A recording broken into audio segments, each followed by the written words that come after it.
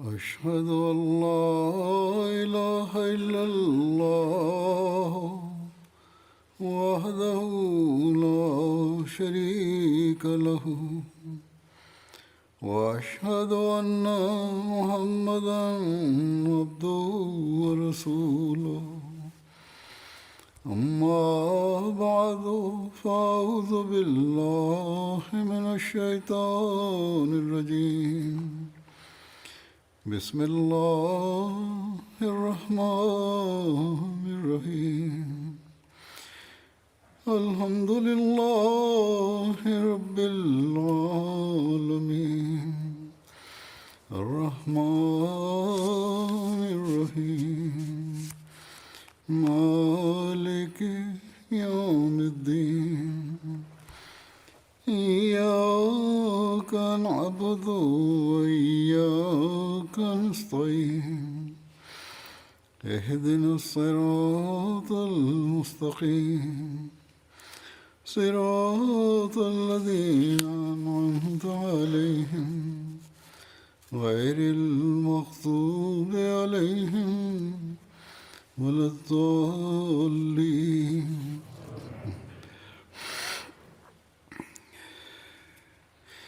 ولا تقولوا لمن يقتل في سبيل الله أموات بل أحياء ولكن لا تشعرون. ولنبلونكم بشيء من الخوف والجوع ونقص من الأموال والأنفس والثمرات وبشر الصابرين الذين إذا أصابتهم مصيبة قالوا إنا لله وإنا إليه راجعون. അള്ളാഹുവിൻ്റെ മാർഗത്തിൽ വധിക്കപ്പെട്ടവരെ സംബന്ധിച്ച് മരിച്ചവർ എന്ന് നിങ്ങൾ പറയരുത്. അല്ല, അവർ ജീവിച്ചിരിക്കുന്നവരാണ്, പക്ഷേ നിങ്ങൾ അത് ഗ്രഹിക്കുന്നില്ലെന്ന് മാത്രം. അല്പമൊക്കെ ഭയം, വിശപ്പ്, ധനനഷ്ടം, ജീവനഷ്ടം, ഫലനഷ്ടം എന്നിവയിലൂടെ നിശ്ചയമായും നാം നിങ്ങളെ പരീക്ഷിക്കുന്നതാണ്. തങ്ങൾക്ക് വല്ല ആപത്തും നേരിടുമ്പോൾ പരിഭ്രമിക്കാതെ നിശ്ചയമായും ഞങ്ങൾ അള്ളാഹുവിൽ നിന്നുള്ളവരും അവങ്കിലേക്ക് തന്നെ മടങ്ങുന്നവരുമാകുന്നു എന്ന് പറയുന്ന സഹനശീലർക്ക് നീ സുവാർത്ത അറിയിക്കുക. അള്ളാഹുവിൻ്റെ മാർഗത്തിൽ ജീവൻ കാണിക്ക നൽകുന്നവരെ സംബന്ധിച്ചുള്ള അള്ളാഹുവിൻ്റെ തിരുവചനം അവർ മൃതന്മാരല്ല ജീവിക്കുന്നവരാണ് എന്നാകുന്നു. അഹമ്മദിയ ജമാഅത്തിൽ കഴിഞ്ഞ 100 വർഷത്തിലധികമുള്ള കാലഘട്ടത്തിൽ അള്ളാഹുവിൻ്റെ മാർഗത്തിൽ ജീവൻ ത്യജിച്ചുകൊണ്ടേയിരിക്കുന്നു. ഈ ത്യാഗങ്ങൾ വൃഥാവിലായിട്ടുണ്ടോ? ഇല്ല. മാത്രമല്ല, അള്ളാഹു തൻ്റെ വാഗ്ദാനമനുസരിച്ച് ഈ ശുഹദാക്കളുടെ സ്ഥാനം ഉയർത്തിക്കൊണ്ടേയിരിക്കുന്നു. അവിടെ ജമാഅത്തിനെയും നേരത്തേതിലുമധികം പുരോഗതികളാൽ അനുഗ്രഹിച്ചു കൊണ്ടിരിക്കുകയും ചെയ്യുന്നു. ആ ശുഹദാക്കൾ അടുത്ത ലോകത്ത് അവർക്കുള്ള സ്ഥാനം കരസ്ഥമാക്കി. അവരുടെ പദവികൾ എപ്പോഴും ഉയർന്നുകൊണ്ടേയിരിക്കുന്നതാണ്. അതോടൊപ്പം ഈ ലോകത്തും എന്നേക്കുമായി അവരുടെ നാമം പ്രകാശിതമായി. അവർ അള്ളാഹുവിൻ്റെ മാർഗത്തിൽ ജീവത്യാഗം ചെയ്തത് തങ്ങൾക്ക് വേണ്ടി മാത്രമല്ല, മറിച്ച് അത് ജമാഅത്തിന്റെ ജീവിതത്തിനും ഹേതുവായിക്കൊണ്ടിരിക്കുന്നു. ഇതുതന്നെയാണ് പിന്നിൽ വരുന്നവരുടെ ജീവിതത്തിനും പുരോഗതികൾക്കും നിമിത്തമായിക്കൊണ്ടിരിക്കുന്നതും. എന്നിരിക്കെ അവരെങ്ങനെയാണ് മൃതരാകുക? ഈ ജീവത്യാഗം ഹദ്രത്ത് സാഹിബ്സാദ അബ്ദുൽ ലത്തീഫ് ഷഹീദിന്റെ ത്യാഗം മുതലാണ് ആരംഭിച്ചത്. അഹമ്മദിയ ജമാഅത്തിൽ പൊതുവെ അഫ്ഗാനിസ്ഥാനിലും ഇന്ത്യൻ ഉപഭൂഖണ്ഡത്തിലുമുള്ള അഹമ്മദികളിലാണ് അതുണ്ടായിരുന്നത്. ആഫ്രിക്കയിലും ആത്മാർത്ഥനായ ഒരു അഹമ്മദി കോങ്കോ എന്ന സ്ഥലത്ത് തൻ്റെ ജീവൻ 2005 തികച്ചും ജമാഅത്തിന് വേണ്ടി മാത്രം കാണിക്കയായി സമർപ്പിക്കുകയുണ്ടായി. എന്നാൽ കഴിഞ്ഞ ദിവസം ആഫ്രിക്കൻ ഭൂഖണ്ഡത്തിലെ ബുർക്കിനോഫാസയിൽ അനുരാഗത്താലും കൂറിനാലും ആത്മാർത്ഥതയാലും വിശ്വാസത്താലും ദൃഢജ്ഞാനത്താലും നിർഭരരായ ജമാഅത്ത് അംഗങ്ങൾ പൊതുവായി കാണിച്ച മാതൃക ആശ്ചര്യാവഹമാണ്. അത് അനുപമമായ മാതൃകയാകുന്നു. അവർക്ക് മസീഹ് മൗദിന്റെ സത്യസാക്ഷ്യം നിരാകരിക്കാനും ഈസാ അലി ഇസ്ലാം ആകാശത്ത് ജീവിച്ചിരിപ്പുണ്ടെന്നും ആകാശത്ത് നിറങ്ങുമെന്നും അംഗീകരിക്കാനും അവസരം കൊടുത്തിരുന്നു. അങ്ങനെയായാൽ തങ്ങൾ ജീവൻ രക്ഷിക്കാമെന്ന് പറഞ്ഞു. എന്നാൽ വിശ്വാസത്താലും ദൃഢബോധ്യത്താലും നിർഭരരായ അവരുടെ ഈമാൻ പർവ്വതത്തെക്കാളും അധികം സുദൃഢമായിട്ടാണ് കാണപ്പെട്ടത്. അവർ മറുപടിയായി പറഞ്ഞു, ജീവൻ ഏതായാലും പോകേണ്ടതാണ്, ഇന്നല്ലെങ്കിൽ നാളെ. അത് രക്ഷിക്കാൻ വേണ്ടി ഞങ്ങൾ വിശ്വാസത്തിൽ കച്ചവടം നടത്താൻ തയ്യാറല്ല.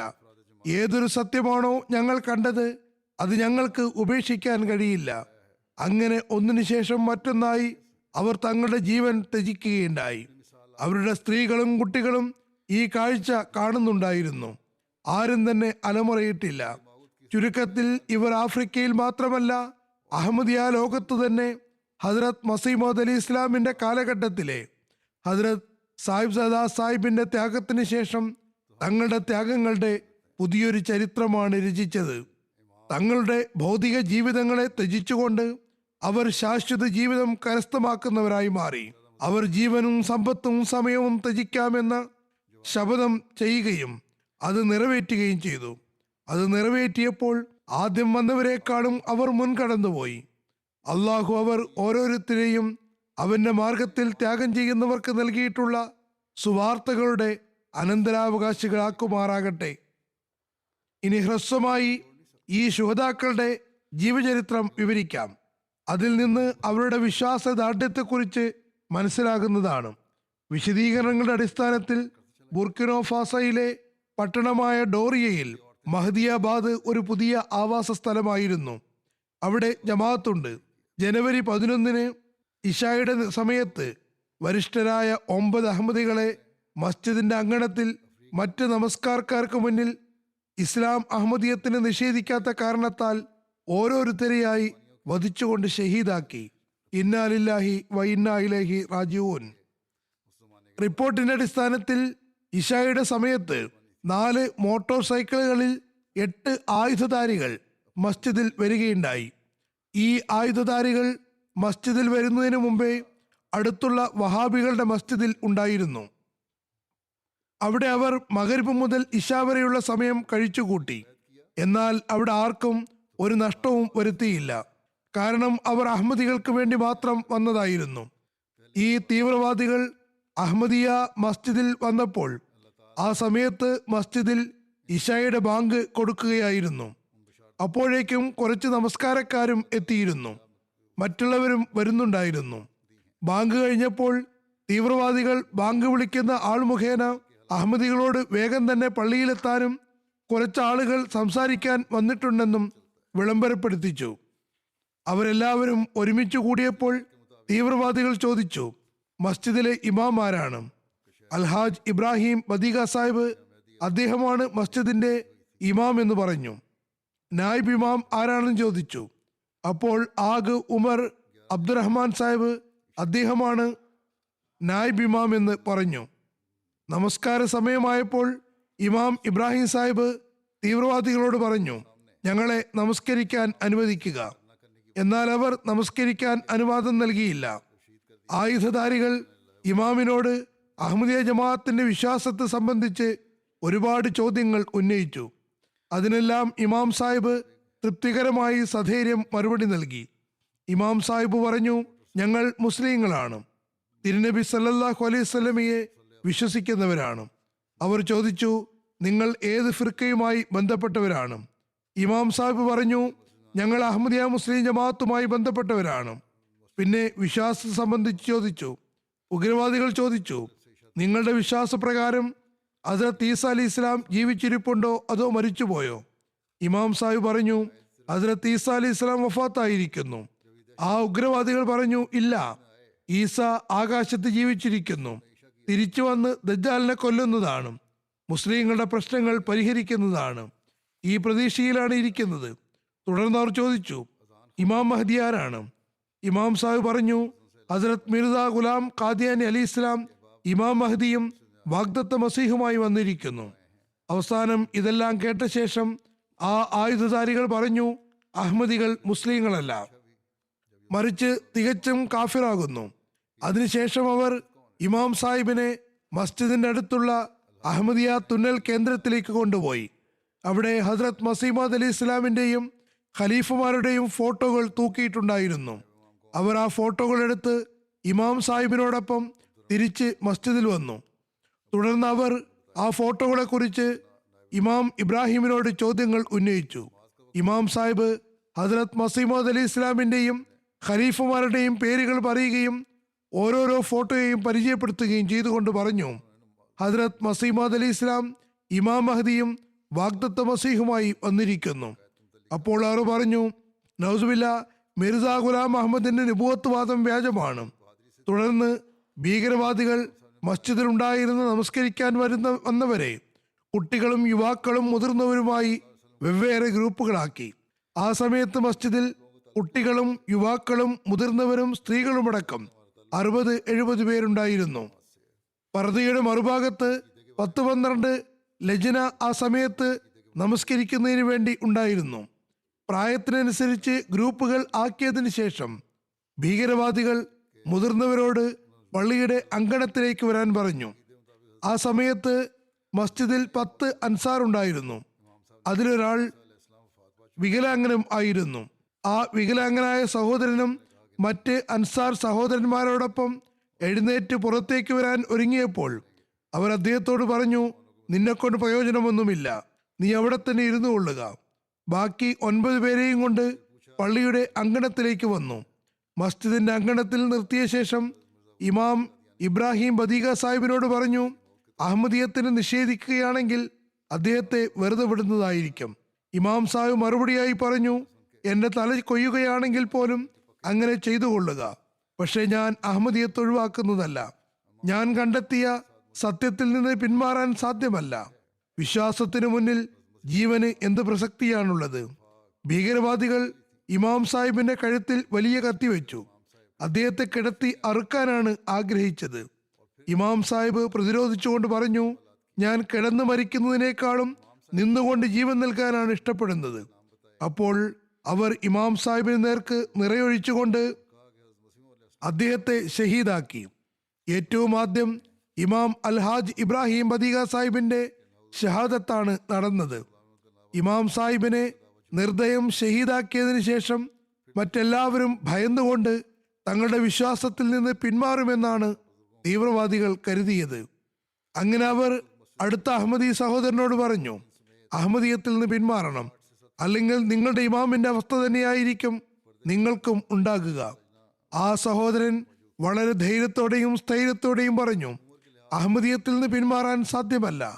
ഏത് മാർഗത്തിലാണോ ഞങ്ങളുടെ ഇമാം ജീവൻ നൽകിയത്, ഞങ്ങളും അതേ മാർഗത്തിലൂടെ ചരിക്കുന്നതാണ്. അപ്പോൾ അവർ അദ്ദേഹത്തെയും നിറയൊഴിച്ച് ഷഹീദാക്കി. തുടർന്നുള്ള ഓരോരുത്തരോടും ഇമാം മഹദിയെ നിഷേധിക്കണമെന്നും അഹമ്മദിയത്ത് ഒഴിവാക്കണമെന്നും അങ്ങനെയായാൽ അവരെ ഒന്നും ചെയ്യുകയില്ല എന്നും ജീവനോട് വിടുമെന്നും പറഞ്ഞു.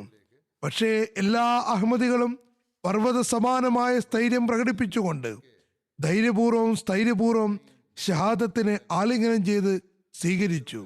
ഒരാൾ പോലും അല്പം പോലും ദൗർബല്യം കാണിച്ചില്ല, അഹമ്മദിയത്തിനെ നിഷേധിച്ചുമില്ല. ഒന്നിനു ശേഷം മറ്റൊന്നായി അവർ ഷഹീദായിക്കൊണ്ടിരുന്നു. എന്നാൽ ആരുടെയും ഈമാൻ ചഞ്ചലപ്പെട്ടില്ല. എല്ലാവരും ഒന്നിനേക്കാൾ ഒന്ന് മികച്ച രീതിയിൽ ഉറച്ച വിശ്വാസവും ധൈര്യവും പ്രകടിപ്പിച്ച് വിശ്വാസത്തിന്റെ പതാക ഉയർത്തിക്കൊണ്ട് അള്ളാഹുവിന്റെ തിരുസവിധത്തിൽ തങ്ങളുടെ ജീവൻ സമർപ്പിച്ചു. ഓരോ ഷഹീദിനെയും ചുരുങ്ങിയത് 3 നിറയൊഴിച്ചു. ആ ശുഹദാക്കളിൽ 2 പേർ ഇരട്ട സഹോദരന്മാർ ആയിരുന്നു. 8 പേരെ ഷഹീദാക്കി കഴിഞ്ഞപ്പോൾ അവസാനം 44 വയസ്സുള്ള ഉമർ ആഗ് അബ്ദുറഹ്മാൻ സാഹിബ് ബാക്കിയായി. പ്രായത്തിന്റെ അടിസ്ഥാനത്തിൽ ശുഹദാക്കളിൽ ഇദ്ദേഹമായിരുന്നു ഏറ്റവും ചെറുത്. ഉഗ്രവാദികൾ അദ്ദേഹത്തോട് ചോദിച്ചു, നിങ്ങൾ യുവാവാണ്, അഹമ്മദിയത്തിന് നിഷേധിച്ചുകൊണ്ട് നിങ്ങൾക്ക് ജീവൻ രക്ഷിക്കാവുന്നതാണ്. അപ്പോൾ അദ്ദേഹം ധൈര്യപൂർവ്വം മറുപടി നൽകിക്കൊണ്ട് പറഞ്ഞു, ഏത് മാർഗത്തിലൂടെയാണോ എന്നെ മുതിർന്ന ആളുകൾ ജീവൻ ത്യാഗം ചെയ്തത്, അത് സത്യമാർഗമാകുന്നു. ഞാനും എൻ്റെ ഇമാമിന്റെയും മഹത്തുക്കളുടെയും ചുവടുകളിലൂടെ നീങ്ങിക്കൊണ്ട് ഈമാനു വേണ്ടി എൻ്റെ ജീവൻ ത്യജിക്കാൻ തയ്യാറാണ്. അപ്പോൾ അവർ അദ്ദേഹത്തെയും നിർദ്ദയം ഷഹീദാക്കി. ഹസ്രത്ത് സാഹിബ്സാദ അബ്ദുൽ ലത്തീഫ് സാഹിബ് ഷഹീദിനെ അനുസ്മരിച്ചുകൊണ്ട് ഹസ്രത്ത് മസീമദ് അലി ഇസ്ലാം തദ്ക്കിറത്തു ഷഹാദത്തൈൻ എന്ന പുസ്തകത്തിന്റെ ഒടുവിൽ ഒരു സ്വപ്നത്തെക്കുറിച്ച് പരാമർശിക്കുന്നുണ്ട്. ഈ സ്വപ്നത്തെ പരാമർശിച്ചതിന് ശേഷം എഴുതുന്നു, അള്ളാഹു നിരവധി പേരെ അദ്ദേഹത്തിന്റെ പ്രതിനിധികളായി സൃഷ്ടിക്കുന്നതാണ്. അദ്ദേഹം തന്റെ സ്വപ്നത്തിന്റെ വ്യാഖ്യാനം എന്ന നിലയിൽ പറയുന്നത്, സാഹിബ് സദാ സാഹിബിന്റെ ഷഹാദത്തിന് ശേഷം അള്ളാഹു നിരവധി ആളുകളെ അദ്ദേഹത്തിന്റെ പ്രതിനിധികളായി സൃഷ്ടിക്കുമെന്ന് താൻ പ്രതീക്ഷിക്കുന്നു എന്നാണ്. നമ്മൾ സാക്ഷികളാണ്. ഇന്ന് ആഫ്രിക്കയിൽ വസിക്കുന്നവരും മൊത്തമായ നിലയിൽ അതിന്റെ മാതൃക കാണിക്കുകയും പ്രാതിനിധ്യത്തിന്റെ കടമ നിറവേറ്റുകയും ചെയ്തിരിക്കുന്നു. തീവ്രവാദികൾ മസ്ജിദിൽ വന്നതു മുതൽ ചോദ്യോത്തരങ്ങളും വിശ്വാസത്തെക്കുറിച്ച് വിശദമായി തർക്കിക്കുകയും ചെയ്തുകൊണ്ടിരുന്നു. എല്ലാം കഴിഞ്ഞ് മസ്ജിദിൽ നിന്ന് പോകുന്നതുവരെയും ഏറെക്കുറെ 1.5 മണിക്കൂർ സമയമാണ് ഉണ്ടായത്. ഈ സമയത്ത് കുട്ടികളും മറ്റംഗങ്ങളും എത്രമാത്രം അസ്വസ്ഥതയിലും പ്രയാസത്തിലുമാണ് കഴിഞ്ഞിട്ടുണ്ടാകുക എന്നത് ഊഹിക്കാവുന്നതേ ഉള്ളൂ. അവരുടെ മുന്നിൽ ആ മഹത്തുക്കളെ ഷഹീദാക്കിക്കൊണ്ടിരുന്നു. മസ്ജിദിൽ നിന്ന് ഉഗ്രവാദികൾ പെട്ടെന്ന് തന്നെ ഓടിപ്പോയില്ല, മറിച്ച് കുറെ നേരം മഹദിയാബാദിൽ തന്നെ ഉണ്ടായിരുന്നു. ആ ആയുധധാരികൾ മസ്ജിദിലുള്ളവരെ ഭീഷണിപ്പെടുത്തിക്കൊണ്ട് പറഞ്ഞു, നിങ്ങൾ എല്ലാവരും അഹമ്മദിയത്ത് ഉപേക്ഷിക്കുന്നതാണ് നല്ലത്. ഞങ്ങൾ വീണ്ടും വരുന്നതാണ്. നിങ്ങൾ അഹമ്മദിയത്ത് ഉപേക്ഷിക്കുന്നില്ലെങ്കിൽ, അതല്ല ആരെങ്കിലും വീണ്ടും മസ്ജിദ് തുറക്കാൻ ശ്രമിക്കുകയാണെങ്കിൽ നിങ്ങൾ എല്ലാവരെയും കൊന്നൊടുക്കുന്നതാണ്. ഇനി മഹദിയാബാദ് ജമാഅത്തിന്റെ ആരംഭം എപ്പോഴാണ്, അതിന്റെ ചരിത്രം എന്തായിരുന്നു എന്നതിനെക്കുറിച്ച് എഴുതുന്നു. 1998 അവസാനത്തിൽ ഇവിടെ കൃത്യമായി മിഷൻ ആരംഭിച്ചു. ജമാഅത്ത് ത്വരിതഗതിയിൽ പുരോഗതി പ്രാപിച്ചു. 1999 തെക്നേവിയിൽ ഗ്രാമത്തിലെ ഭൂരിഭാഗം ആളുകളും അഹമ്മദികളായി. ആത്മാർത്ഥതയുള്ള ഒരു ജമാഅത്ത് അവിടെ സ്ഥാപിതമായി. ഈ ഗ്രാമത്തിലെ ഇമാം അൽഹാജ് ഇബ്രാഹിം ബദീഗ അഹമ്മദിയത്ത് സ്വീകരിക്കുന്നതിന് മുമ്പ് ഈ പ്രദേശത്തിലെ ഏറ്റവും വലിയ വഹാബി ഇമാം ആയിരുന്നു. അദ്ദേഹം ഒരുപാട് ഗവേഷണത്തിന് ശേഷമാണ് ബയ്യത്ത് ചെയ്തത്. ബയ്യത്ത് ചെയ്തതിന് ശേഷം ആവേശഭരിതനായ ദായിലല്ലയും ഒരു നിർഭയനായ മുബല്ലിഗും ധീരനായ യോദ്ധാവും എന്ന നിലയ്ക്ക് മുൻപന്തിയിലുണ്ടായിരുന്നു. അദ്ദേഹം പറഞ്ഞു, ഞാൻ തുടക്കത്തിൽ ഒരു കാര്യം പറഞ്ഞിരുന്നില്ല. അദ്ദേഹം ബയ്യത്ത് ചെയ്തപ്പോൾ അദ്ദേഹത്തിന്റെ സുഹൃത്തുക്കളായ ചില പണ്ഡിതന്മാർ അദ്ദേഹത്തോട് പറഞ്ഞു, നിങ്ങൾ എന്തിനാണ് ഇതിൽ വിശ്വസിക്കുന്നത്? അദ്ദേഹം പറഞ്ഞു, ഞാൻ സ്വർണം കണ്ടെത്തിയിരിക്കുന്നു. അള്ളാഹു അതേക്കുറിച്ച് കൽപ്പന നൽകിയിട്ടുണ്ട്. നബി സല്ലല്ലാഹു അലൈഹി വസല്ലമിന്റെ ഹദീസുകളും കാര്യങ്ങളും പൂർത്തിയായിക്കൊണ്ടിരിക്കുന്നു. വിശുദ്ധ ഖുർആനും സാക്ഷ്യം നൽകുന്നു. എന്നിരിക്കെ എനിക്ക് എങ്ങനെയാണ് നിഷേധിക്കാൻ കഴിയുക? എനിക്ക് എങ്ങനെ പിന്തിരിയാൻ കഴിയും? ഏതായാലും ഇമാം സാഹിബ് വളരെ വലിയ പാണ്ഡിത്യമുള്ള ആളായിരുന്നു. ഈ ഗ്രാമത്തിലെ എല്ലാ ആളുകളും തമാഷക് ഗോത്രത്തിൽപ്പെട്ടവരായിരുന്നു. തമാഷക് ഭാഷയാണ് സംസാരിച്ചിരുന്നത്. തമാഷക് ആളുകളുടെ എണ്ണം 2 ലക്ഷത്തോളം ഉണ്ടെന്ന് പറയപ്പെടുന്നു. ഇവർ ബുർക്കിനോ ഫാസോ, നൈജർ, മാലി, അൾജീരിയ എന്നിവിടങ്ങളിലാണ് വസിക്കുന്നത്. 99.9% ആളുകളും മുസ്ലിങ്ങളാണ്. കൂടുതലും കടുത്ത വഹാബി ആശയക്കാരുമാണ്. തമാഷക് ജനതയിൽ അഹമ്മദിയായവർ കൂടുതലൊന്നുമില്ല. എങ്കിലും ബുർക്കിനോ ഫാസയിൽ മഹദിയാബാദിലുള്ള തമാഷക് വംശജർ ഹസ്രത്ത് മസീമദ് അലി ഇസ്ലാമിന് ബയ്യത്ത് ചെയ്യുന്നതിൽ പ്രഥമന്മാരായിരുന്നു. ഇപ്പോൾ ഇത്രയും വലിയൊരു ത്യാഗം ചെയ്തുകൊണ്ട് തങ്ങൾക്കുള്ള പ്രത്യേക സ്ഥാനവും അവർ കരസ്ഥമാക്കിയിരിക്കുന്നു. 2004 ഈ പ്രദേശത്ത് സ്വർണത്തിന്റെ ഒരുപാട് അയിരുകൾ കണ്ടെത്തിയിരുന്നു. അങ്ങനെ സ്വർണ ഖനന കമ്പനിക്കാർ ഈ ഗ്രാമത്തിന്റെ സമീപത്ത് തന്നെ ഒരു പുതിയ സ്ഥലത്ത് വീടുകൾ ഉണ്ടാക്കി അവിടേക്ക് താമസം മാറാൻ ആവശ്യപ്പെട്ടു. ഈ താമസം മാറിയവരിൽ ഭൂരിഭാഗവും അഹമ്മദികൾ ആയിരുന്നു. മറ്റുള്ളവരുടെ ഏതാനും വീടുകളും ഉണ്ടായിരുന്നു. ഈ പുതിയ ഗ്രാമം ഏറെക്കുറെ അഹമ്മദികളുടേതായിരുന്നു. ഇബ്രാഹിം സാഹിബ് ഈ ഗ്രാമത്തിന് പഴയ പേരൊന്നും വെക്കേണ്ട എന്ന് അഭിപ്രായപ്പെട്ടു. അങ്ങനെ അദ്ദേഹം എനിക്ക് ഈ ഗ്രാമത്തിന് പേര് വെക്കാൻ എഴുതി. തുടർന്ന് അതിന്റെ പേര് മഹദിയാബാദ് എന്ന് വെച്ചു. 2008 ഇവിടെ IAAEയുടെ കീഴിൽ മോഡേൺ വില്ലേജ് ഉണ്ടാക്കി. വെള്ളത്തിന്റെയും വൈദ്യുതിയുടെയും സൗകര്യങ്ങൾ ചെയ്തു കൊടുത്തു. ഇത് ബുർക്കിനോ ഫാസോയിൽ മാത്രമല്ല, ലോകത്ത് തന്നെ ആദ്യത്തെ മോഡൽ വില്ലേജ് പ്രൊജക്റ്റ് ആയിരുന്നു. അതിന്റെ കീഴിൽ ഗ്രാമത്തിൽ വൈദ്യുതി, വെള്ളം, തുന്നൽ സ്കൂൾ തുടങ്ങിയ സൗകര്യങ്ങൾ നൽകി. അവരെ മറവടക്കുന്നതിനെ സംബന്ധിച്ച് റിപ്പോർട്ടിൽ എഴുതുന്നു, ഉഗ്രവാദികൾ മസ്ജിദിൽ 1.5 മണിക്കൂർ ചെലവഴിച്ചുകൊണ്ട് അന്തരീക്ഷത്തിൽ ഭീതി പരത്തിക്കൊണ്ടിരുന്നു. അവർ ഷഹീദാക്കിയ ശുഹദാക്കളുടെ മൃതദേഹങ്ങൾ അതേ സ്ഥലത്ത് തന്നെ രാത്രി മുഴുവനും കിടന്നു. ഭീകരവാദികൾ ഗ്രാമത്തു നിന്ന് പുറത്തു പോകാത്തതുകൊണ്ട് ആരെങ്കിലും മൃതദേഹം എടുക്കാൻ വരികയാണെങ്കിൽ അവരെയും കൊല്ലുമോ എന്ന് ആശങ്കയുണ്ടായിരുന്നു. അടുത്ത് തന്നെ ആർമി ക്യാമ്പുണ്ട്. ഈ സംഭവത്തെക്കുറിച്ച് അറിയിപ്പ് നൽകിയെങ്കിലും അവിടെ നിന്ന് ആരും വന്നില്ല. സെക്യൂരിറ്റി വിഭാഗത്തിന്റെ ആളുകളും രാവിലെ വരെയും വന്നില്ല. ശുഹദാക്കളുടെ ഖബറടക്കം ജനുവരി 12 രാവിലെ 10 മണിക്ക് മഹ്ദിയാബാദിൽ തന്നെ നടത്തി. ഇവരിൽ ഓരോരുത്തരുടെയും ചരിത്രം ചുരുങ്ങിയ നിലയിൽ വിവരിക്കാം. ഇമാമായിരുന്ന അൽഹാജ് ഇബ്രാഹിം ബദീഗ സാഹിബിനെ കുറിച്ച് ആദ്യം പറഞ്ഞു കഴിഞ്ഞതാണ്. ഷഹാദത്ത് വേളയിൽ അദ്ദേഹത്തിന്റെ പ്രായം 68 ആയിരുന്നു. പഠന ആവശ്യാർത്ഥം സൗദി അറേബ്യയിലും താമസിച്ചിട്ടുണ്ട്. തമാഷക് ഭാഷയിൽ വളരെ വലിയ പണ്ഡിതനായിരുന്നു. ഈ ഭാഷയിൽ വിശുദ്ധ ഖുർആന്റെ വ്യാഖ്യാതാവുമായിരുന്നു. അദ്ദേഹം 1999 ബയ്യത്ത് ചെയ്ത് അഹമ്മദിയത്ത് സ്വീകരിക്കുന്നതിന് മുമ്പ് ഇമാം ഇബ്രാഹിം ബദീഗ സാഹിബ് നിരവധി ഗ്രാമങ്ങളുടെ ചീഫ് ഇമാം ആയിരുന്നു. ഈ പ്രദേശത്തിലെ മറ്റ് പണ്ഡിതന്മാർ അദ്ദേഹത്തിന്റെ അടുത്ത് വന്നിരിക്കുന്നതും വിജ്ഞാനം കരസ്ഥമാക്കുന്നതും തങ്ങളുടെ ഭാഗ്യമായി കരുതിയിരുന്നു. അങ്ങനെ എല്ലാ വർഷവും ചുരുങ്ങിയത് ഒരു തവണയെങ്കിലും ആ പ്രദേശത്തുള്ള ഉലമാക്കളും മൊല്ലിമീങ്ങളും ഇമാമുമാരും അദ്ദേഹത്തിന്റെ അടുക്കൽ താമസിച്ച് പ്രയോജനമെടുത്തിരുന്നു. ഇവരുടെ എണ്ണം 500 വരെയും ആകാറുണ്ട്. ഒരാഴ്ച വരെയാണ് താമസിക്കാറുള്ളത്. പറയപ്പെടുന്നു, ഈ പ്രദേശത്തിലെ ഉലമാക്കളുടെയും ഇമാമുമാരുടെയും വാർഷിക യോഗം അദ്ദേഹത്തിന്റെ അടുക്കലാണ് നടത്തിയിരുന്നത്. അദ്ദേഹത്തിന്റെ ശിഷ്യന്മാർ പറയുന്നു, ആ ദിവസങ്ങളിലും ഇമാം സാഹിബ് പലപ്പോഴും ഇങ്ങനെ പറയാറുണ്ടായിരുന്നു, ഇപ്പോൾ സത്യം വെളിപ്പെട്ടിട്ടില്ല. സത്യവും സത്യസാക്ഷ്യവും അംഗീകരിക്കുന്നവർ കുറവായിരിക്കും. 100 കണക്കിന് ഇമാമുമാർ എൻ്റെ അടുത്ത് ഇരിക്കുന്നുണ്ട്. പ്രത്യക്ഷത്തിൽ പരസ്പരം മുസ്ലിങ്ങളാണെന്ന് കരുതുകയും ചെയ്യുന്നു. എന്നാൽ സത്യം വെളിപ്പെടുമ്പോൾ അംഗീകരിക്കുന്നവർ വളരെ കുറച്ചുപേരെ ഉണ്ടാവുകയുള്ളൂ. ഇവർ എൻ്റെ അടുക്കൽ നിന്നും എഴുന്നേറ്റ് പോകുന്നതുമാണ്.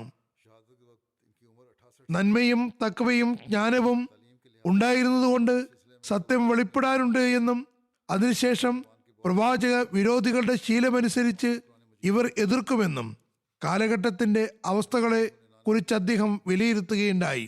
മാത്രമല്ല, സത്യം എപ്പോൾ വെളിപ്പെട്ടാലും താനത് അംഗീകരിക്കുമെന്നും അദ്ദേഹം മനസ്സിൽ ഉറപ്പിച്ചിരുന്നു. 1998 ഡോറിയയിൽ അഹമ്മദിയ മിഷൻ ഹൗസ് ആരംഭിച്ചപ്പോൾ ഇമാം ഇബ്രാഹിമിനും അഹമ്മദിയ സന്ദേശത്തിന്റെ അറിവ് കിട്ടി. തബ്ലീഗി പ്രവർത്തനങ്ങൾക്കിടയിൽ ഒരു മാർക്കറ്റിൽ വെച്ചാണ് അൽഹാജ് ബദീഗ സാഹിബ് അഹമ്മദിയത്തിന്റെ നാമം ആദ്യമായി കേൾക്കുന്നത്. അഹമ്മദികൾ ഈസാ നബിയുടെ മരണം പ്രഖ്യാപിക്കുന്നവരാണെന്നും മസീഹും മഹ്ദിയും വന്നു എന്നും സന്ദേശം നൽകുന്നവരാണെന്നും വിവരം അറിഞ്ഞപ്പോൾ ഇബ്രാഹിം ബദീഗ സാഹിബ് 7 സുഹൃത്തുക്കളോടൊപ്പം ഒരു സംഘമായി സത്യാന്വേഷണത്തിന് വേണ്ടി ഡോറി മിഷൻ ഹൗസിൽ എത്തി. ഒരുപാട് ഗവേഷണങ്ങൾക്ക് ശേഷം അദ്ദേഹം അഹമ്മദിയത്ത് സ്വീകരിച്ചു. തന്റെ പ്രദേശത്തെ ആദ്യത്തെ അഹമ്മദി എന്ന ബഹുമതി അദ്ദേഹത്തിനാണ്. ദരിദ്രരായ ജനങ്ങളെ മോഹന വാഗ്ദാനങ്ങൾ നൽകിയാണ് ബയ്യത്ത് ചെയ്യിപ്പിക്കുന്നത്. ഇവർക്ക് ദീനിനെ കുറിച്ച് യാതൊരു അറിവുമില്ല എന്നെല്ലാം ശത്രുക്കൾ ആക്ഷേപിക്കാറുണ്ട്. ഈ ശൂതാക്കൾ അവരുടെ വായടപ്പിച്ചിരിക്കുന്നു. സത്യം മനസ്സിലാക്കി സ്വീകരിക്കുകയും പിന്നെ ത്യാഗത്തിന്റെ ഏറ്റവും ഉന്നത നിലവാരം കാഴ്ചവെക്കുകയും ചെയ്തു. എന്തായാലും ഇബ്രാഹിം ബദീഗ സാഹിബിനെ കുറിച്ച് കൂടുതൽ എഴുതുന്നു. ഞാൻ മുമ്പ് പറഞ്ഞതുപോലെ അദ്ദേഹം ജമാഅത്തിന്റെ വളരെ നിർഭയനായ പോരാളിയായിരുന്നു. ആരെയും ഭയക്കാത്ത ദായിലല്ലയായിരുന്നു. യഥാർത്ഥ നിലയിൽ അഹമ്മദിയത്തിൽ ലീനനായ വ്യക്തിയായിരുന്നു. അദ്ദേഹത്തിന്റെ തബ്ലീഗി പരിശ്രമങ്ങൾ മുഖേന ആ പ്രദേശത്ത് മുഴുവനും അഹമ്മദിയത്തിന്റെ സന്ദേശം പരന്നു. നിരവധി ജമാഅത്തുകൾ സ്ഥാപിതമായി. അദ്ദേഹം ജമാഅത്തി പ്രോഗ്രാമുകളിൽ വളരെ ആവേശത്തോടെ ഭാഗവാക്കായി. അഹമ്മദിയത്ത് സ്വീകരിക്കുന്നതിന് മുമ്പ് അദ്ദേഹത്തിന്റെ വിശ്വാസപ്രകാരം വഹാബികളല്ലാത്ത മറ്റെല്ലാ കക്ഷിക്കാരും കാഫിറായിരുന്നു. ടി വി കാണുന്നതും ഫുട്ബോൾ കളിക്കുന്നതും അത് കാണുന്നതും സ്കൂളിൽ പോകുന്നതും ഫോട്ടോ എടുക്കുന്നതുമെല്ലാം അന്ന് വഹാബികളുടെ വിശ്വാസപ്രകാരം അദ്ദേഹത്തിന്റെ വീക്ഷണത്തിൽ ഹറാമായിരുന്നു. എന്നാൽ അഹമ്മദിയത്ത് സ്വീകരിച്ചു കഴിഞ്ഞപ്പോൾ ഈ അനാവശ്യ ചിന്താഗതികളിൽ നിന്ന് അദ്ദേഹം തന്നെ വേർപെടുത്തി. ജനങ്ങൾക്കും യാഥാർത്ഥ്യം മനസ്സിലാക്കി കൊടുത്തു. 2000 ഇവിടെ UK-യിൽ ഹദ്രത്ത് ഖലീഫത്തുൽ മസീഹ് റാബിയുടെ കാലഘട്ടത്തിൽ അദ്ദേഹത്തിന് ജലസയിലും പങ്കെടുക്കാൻ തൗഫീക്ക് ലഭിച്ചു. തബ്ലീഗ് കാര്യത്തിൽ അദ്ദേഹത്തിന് പ്രത്യേക അഭിനിവേശമായിരുന്നു. ഞാൻ പറഞ്ഞു വന്നതുപോലെ അഹമ്മദിയത്ത് സ്വീകരിക്കുന്നതിന് മുമ്പും അദ്ദേഹം വളരെ പ്രഭാവമുള്ള ആളും നിരവധി ഗ്രാമങ്ങളുടെ ചീഫ് ഇമാമുമായിരുന്നു. അഹമ്മദിയത്ത് സ്വീകരിച്ചതിന് ശേഷം അദ്ദേഹം തന്നെ തബ്ലീഗിന് വേണ്ടി വഖഫ് ചെയ്തു. അദ്ദേഹത്തിന് മറ്റൊന്നിനെ കുറിച്ചും ശ്രദ്ധയില്ലെന്ന് തോന്നുമായിരുന്നു. അദ്ദേഹം തബ്ലീഗിന് വേണ്ടി വാട്സപ്പ് ഗ്രൂപ്പുകൾ ഉണ്ടാക്കിയിരുന്നു. അതിൽ തമാഷക്ക് ഗോത്രത്തിലുള്ളവർക്ക് വേണ്ടിയും പ്രത്യേകമായ ഗ്രൂപ്പും ഉണ്ടായിരുന്നു. ഈ ഗ്രൂപ്പിൽ മാലി, നൈജർ, ഗാന, Saudi Arabia, Libya, Tunisia, Ivory Coast മുതലായ രാജ്യങ്ങളിലെ ആളുകൾ ഉണ്ടായിരുന്നു. അദ്ദേഹം അവർക്ക് നിരന്തരം തബ്ലീഗ് ചെയ്തുകൊണ്ടിരുന്നു. ഓഡിയോ സന്ദേശങ്ങൾ റെക്കോർഡ് ചെയ്ത് രാപ്പകൽ അവർക്ക് അയച്ചുകൊണ്ടിരുന്നു. രാത്രിയാണെങ്കിലും പകലാണെങ്കിലും ഈ പ്രവർത്തനത്തിൽ വ്യാപൃതനായിരുന്നു. എതിരാളികൾ മറുപടി എന്നോണം തെറികൾ നിറഞ്ഞ സന്ദേശങ്ങൾ അയക്കുമായിരുന്നു. ഏതായാലും എതിർപ്പുണ്ടായിരുന്നു. അദ്ദേഹത്തിന് വധഭീഷണിയും ഉണ്ടായിരുന്നു. പക്ഷെ അദ്ദേഹം ആരോടും ദേഷ്യപ്പെട്ട് സംസാരിച്ചിരുന്നില്ല. മറിച്ച് വധഭീഷണി മുഴക്കുന്നവരോട് അദ്ദേഹം പറയുമായിരുന്നു, ഞാൻ നിങ്ങൾക്ക് വണ്ടി ചെലവഴിച്ചു തരാം, എന്നെ വന്ന് കൊന്നുകൊള്ളുക. അദ്ദേഹം മുബല്ലിഗുമാരോട് ഇങ്ങനെ പറയുമായിരുന്നു, തബ്ലീഗ് ചെയ്യേണ്ടതാണ്. മൊല്ലിന്മാരോടും പറയുമായിരുന്നു, അവസ്ഥ മോശമാണ്, അതുകൊണ്ട് ഞങ്ങൾ തബ്ലീഗ് പര്യടനത്തിന് പോകില്ല എന്ന് പറയുന്നത് ഒഴികഴിവാണ്. അവസ്ഥകൾ മോശമാണെങ്കിൽ മീഡിയ മുഖേന തബ്ലീഗ് ചെയ്യുക. ആരുടെയെങ്കിലും പക്കൽ ഫോണിലെ നെറ്റ് പാക്കേജിന് പൈസയില്ലെങ്കിൽ എന്നിൽ നിന്ന് വാങ്ങിക്കൊള്ളുക. സോഷ്യൽ മീഡിയ ഗ്രൂപ്പുകൾ ഉണ്ടാക്കുക. വീട്ടിൽ ഇരുന്നു കൊണ്ട് തന്നെ തബ്ലീഗ് ജിഹാദിൽ ഭാഗവാക്കാകുക. തബ്ലീഗിൽ അദ്ദേഹത്തിന് പ്രത്യേക ഉന്മാദവും ആവേശവുമായിരുന്നു. മുറബി നാസിർ സിദ്ദു പറയുന്നു, ഞാൻ 1997 ബുർക്കിനോ ഫാസോയിൽ വന്നത്. ഖലീഫത്തുൽ മസീഹ് റാബി ദഅവത്ത് ഇലല്ലാഹ് ചുമതല ഏൽപ്പിച്ചു. പറയുന്നു, എനിക്ക് ഭാഷ അറിയില്ലായിരുന്നു. അതുകൊണ്ട് പ്ലാനിങ് ചെയ്യാൻ 3 മാസം സമയമെടുത്തു. അതിനുശേഷം ഗ്രാമങ്ങളിൽ പര്യടനം നടത്തി. അദ്ദേഹത്തിന്റെ ഈ പറയുന്ന ഗ്രാമത്തിലെ ഇമാമിന്റെ അടുത്തുമെത്തി. അദ്ദേഹത്തിന് ഈസാ നബിയുടെ മരണത്തിന്റെയും മസീഹും മഹ്ദിയും എത്തിയെന്നും അറിവ് കിട്ടിയപ്പോൾ ഇബ്രാഹിം ബദീഗ സാഹിബും മറ്റ് 7 സുഹൃത്തുക്കളും നമ്മുടെ ഡോറിയിലുള്ള മിഷൻ ഹൗസിലേക്ക് വന്നു. അവിടെ ചോദ്യോത്തരങ്ങളുണ്ടായി. പറയുന്നു, 3 ദിവസം അവരെന്നെ അടുത്ത് താമസിച്ചു. ഈ 3 ദിവസം അവർ ഉറങ്ങുകയോ എന്നെ ഉറങ്ങാൻ വിടുകയോ ചെയ്തില്ല. അതിനുശേഷം അവർ തിരിച്ചുപോയി. എല്ലാ ദിവസവും രാവിലെ മുതൽ വൈകുന്നേരം വരെ സംഭാഷണം നടന്നിരുന്നു. അടുത്ത ആഴ്ച വീണ്ടും വന്നു. തന്റെ പുതിയ ഒരു ഇമാമിനെയും കൊണ്ടാണ് വന്നത്. ഈ ഗവേഷണ പരമ്പര 3 മാസത്തോളം നീണ്ടു നിന്നു. അദ്ദേഹത്തിന് മിക്കവാറും ചോദ്യങ്ങളുടെ മറുപടി കിട്ടിക്കഴിഞ്ഞിരുന്നു.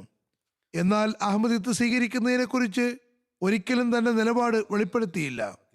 പറയുന്നു, ഏതായാലും ഞാൻ ഖലീഫത്തുൽ മസീഹ് റാബിന് ദുആക്ക് വേണ്ടി കത്തയച്ചു കൊണ്ടിരുന്നു.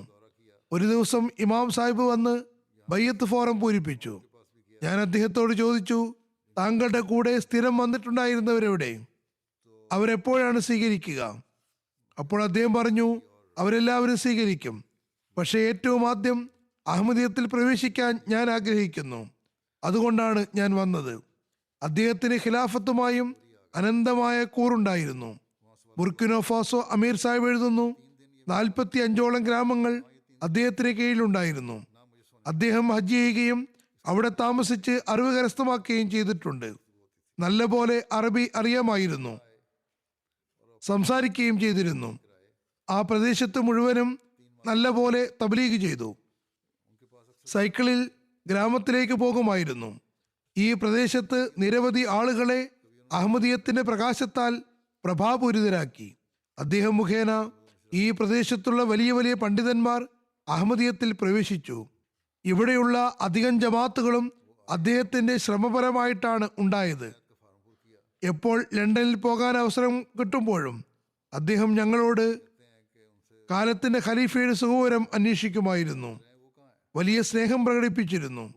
ഈ സ്നേഹത്തിന്റെ ഒരു ഉദാഹരണമായി പറയുന്നു, MTA-യിൽ കുട്ടികളോടൊപ്പമുള്ള എൻ്റെ ക്ലാസ് വരുമ്പോൾ ഉറുദു ഭാഷ തീരെ വശമില്ലാതിരുന്നിട്ടും വളരെ ശ്രദ്ധയോടെ അതെല്ലാം മനസ്സിലാകുന്നവരെ പോലെ കണ്ടുകൊണ്ടിരിക്കുമായിരുന്നു. എന്നിട്ട് ഇങ്ങനെ പറഞ്ഞിരുന്നു, എന്നെ സംബന്ധിച്ചിടത്തോളം ഇവിടെ ഇരിക്കുന്നതും ഈ സദസ്സ് കാണുന്നതും തന്നെ ഈമാനും അതിൽ വർധനവിനും നിമിത്തമാകുന്നു. അതിഥി സൽക്കാര പ്രിയനും മൗന പ്രകൃതനുമായിരുന്നു. പക്ഷേ ജമാഅത്തിന് വേണ്ടി സംസാരിക്കേണ്ടി വന്നാൽ പിന്നെ വളരെ വികാരഭരിതനായി സംസാരിക്കുമായിരുന്നു. ഒരു സമ്പൂർണനായ മുബല്ലിഗായിരുന്നു. അനഹമ്മദികളുമായി ഒറ്റയ്ക്കും കൂട്ടായും അദ്ദേഹം നിരവധി സംവാദങ്ങളും ചോദ്യോത്തരങ്ങളും നടത്തിയിട്ടുണ്ട്. ഇനി അവിടെയുള്ള മറ്റൊരു മുറബി മുഹിബുല്ല സാഹിബ് പറയുന്നു, എനിക്ക് ഈ മഹത്തുക്കളെയെല്ലാം അറിയാം, കാരണം ഞാൻ അവിടെ അധികവും പോകുമായിരുന്നു. ഖിലാഫത്തിനോട് അദമ്യമായ സ്നേഹമുള്ളവരും അതിഥി സൽക്കാര പ്രിയരും കൂറുള്ളവരുമായിരുന്നു. പറയുന്നു, യുവാക്കൾ പകൽ മുഴുവനും ജോലിയിലായിരിക്കും. മുതിർന്ന ഈ ആളുകൾ മസ്ജിദിന്റെ മട്ടുപ്പാവിലിരുന്ന് MTA കാണുമായിരുന്നു. പറയുന്നു, അവരുടെ ഷഹാദത്തുണ്ടായപ്പോൾ ഉടൻ തന്നെ ഞങ്ങളുടെ മുതിർന്ന ആളുകളെ ഇത്തരത്തിൽ ഷഹീദാക്കിയിരിക്കുന്നു എന്ന് പറഞ്ഞ് ഒരു യുവാവിന്റെ ഫോൺ വന്നു. അവരോട് നിങ്ങൾ അഹമ്മദിയത്തിൽ നിന്ന് പിന്മാറുകയാണെങ്കിൽ ഞങ്ങൾ നിങ്ങളെ വെറുതെ വിടാമെന്ന് പറയുന്നു. പക്ഷെ അവർ ഷഹാദത്തിന് മുൻഗണന നൽകി. ആ യുവാവ് പറയുകയാണ്, അവർ ഞങ്ങളെ മുഴുവനും ഷഹീദാക്കുകയാണെങ്കിലും ഞങ്ങൾ അഹമ്മദിയത്തിൽ നിന്ന് പിന്മാറുന്നതല്ല. ഇവരെല്ലാവരും അൻസാറായിരുന്നു. ആ യുവാവ് പറയുന്നു, ഇവരെല്ലാവരും അൻസാറായിരുന്നു, എന്നാൽ ഞങ്ങൾ ഖുദ്ദാമിനെയും ലജ്നയെയും മറ്റും ഷഹീദാക്കുകയാണെങ്കിലും ഞങ്ങൾ അഹമ്മദിയത്ത് ഉപേക്ഷിക്കുന്നതല്ല, ഇൻഷാ അല്ലാ. ഈ ആത്മാവാണ് അദ്ദേഹം ഈ ആത്മാർത്ഥരായ ജമാഅത്തിനുള്ളിൽ ഉണ്ടാക്കിയത്. മുതിർന്ന ആളുകൾക്ക് തർബിയത്തുണ്ടാകുമ്പോൾ അവിടെ ആവേശവും വിശ്വാസവും ഉടലെടുക്കുന്നതാണ്. പ്രാദേശിക മുബല്ലിഗ് മായിക തേജാൻ സാഹിബ് പറയുന്നു, ഇമാം ഇബ്രാഹിം സാഹിബിന് വധഭീഷണി കിട്ടിക്കൊണ്ടേയിരുന്നു. ഷഹാദത്തിന് കുറച്ച് ദിവസങ്ങൾക്ക് മുമ്പ് അദ്ദേഹം എന്നോട് പറഞ്ഞു, എനിക്ക് വധഭീഷണി കിട്ടിക്കൊണ്ടിരിക്കുന്നു, ഇവരെന്നെ വധിക്കുന്നതാണ്. അദ്ദേഹത്തിന്റെ സൽസ്വഭാവത്തെക്കുറിച്ച് പറയുന്നു, അദ്ദേഹം കുടുംബത്തോടും ബന്ധുക്കളോടും വളരെ നല്ല രീതിയിൽ പെരുമാറിയിരുന്നു. എല്ലാവരോടും സഹാനുഭൂതി കാണിക്കുന്നത് അദ്ദേഹത്തിന്റെ സ്വഭാവമായിരുന്നു. മറ്റുള്ളവർക്ക് വേണ്ടി ത്യാഗം ചെയ്യുന്നതും ത്യാഗസന്നദ്ധതയും പ്രകടമായ സ്വഭാവമായിരുന്നു. ഈ പ്രദേശത്തുള്ള വളരെ ബഹുമാന്യനായ വ്യക്തിത്വമായിരുന്നു. ജനങ്ങൾ അദ്ദേഹത്തെ വളരെയേറെ ആദരിച്ചിരുന്നു. ഇബ്രാഹിം സാഹിബ് എന്തെങ്കിലും തീരുമാനമെടുക്കുകയോ പറയുകയോ ചെയ്താൽ ജനങ്ങൾ അതിനെ വിലമതിക്കുകയും അംഗീകരിക്കുകയും ചെയ്തിരുന്നു. അദ്ദേഹത്തിന് നിരവധി ശിഷ്യന്മാർ ഉണ്ടായിരുന്നു. അവരിൽ ചിലർ നമ്മുടെ അയൽ രാജ്യങ്ങളിൽ ഇമാമുമാരും മൊല്ലിമുമാരുമായി സേവനമനുഷ്ഠിക്കുന്നു. ബുർക്കിനോ ഫാസോയിലെ പ്രാദേശിക മിഷണറി എന്നീ നിലകളിൽ ഒരുപാട് പേർ പ്രവർത്തിക്കുന്നുണ്ട്. നന്മയിൽ മുന്നേറുന്ന കാര്യത്തിലും മറ്റുള്ളവർക്ക് ഒരു മാതൃകയായിരുന്നു. ജമാഅത്തിന് മുന്നിൽ എന്ത് ആഹ്വാനമുണ്ടായാലും അതിലേറ്റവും ആദ്യം സ്വയം ഭാഗഭാക്കാകുമായിരുന്നു. എന്തെങ്കിലും സാമ്പത്തിക ആഹ്വാനമുണ്ടാകുമ്പോൾ ഏറ്റവും ആദ്യം അതിൽ പങ്കാളിയാകുമായിരുന്നു. ജമാഅത്തി പ്രവർത്തനങ്ങൾ ജലസയോ ഇജ്തിമായോ മറ്റു പ്രവർത്തനങ്ങളോ ആകട്ടെ ഒരിക്കലും പിന്മാറിയിരുന്നില്ല. 5 നമസ്കാരങ്ങളും മസ്ജിദിൽ അനുഷ്ഠിക്കുമായിരുന്നു. തഹജ്ജുദ് നമസ്കാരം കൃത്യമായി അനുഷ്ഠിച്ചിരുന്നു. എന്തെങ്കിലും ജമാഅത്തി പരിപാടിയിൽ അദ്ദേഹം ഇല്ലെങ്കിൽ അതിന്റെ അർത്ഥം അദ്ദേഹം രോഗിയോ അല്ലെങ്കിൽ യാത്രയിലോ ആയിരിക്കുമെന്നാണ്.